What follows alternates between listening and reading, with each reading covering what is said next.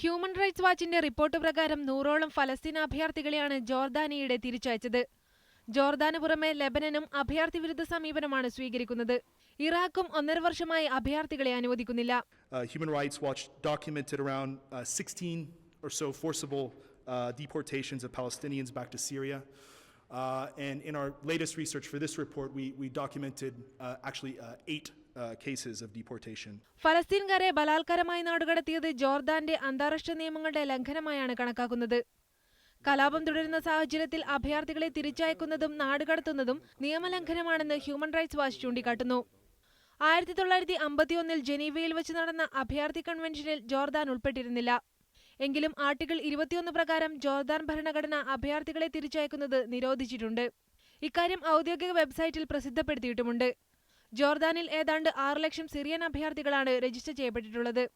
ഔദ്യോഗിക കണക്കുകൾ പ്രകാരം അഭയാർത്ഥികളുടെ എണ്ണം 13 ലക്ഷമാണ്. ഈ കണക്കുകളെല്ലാം തന്നെ അഭയാർത്ഥി ക്യാമ്പിൽ കഴിയുന്നവരുടെ ഒരംശം മാത്രമാണ്.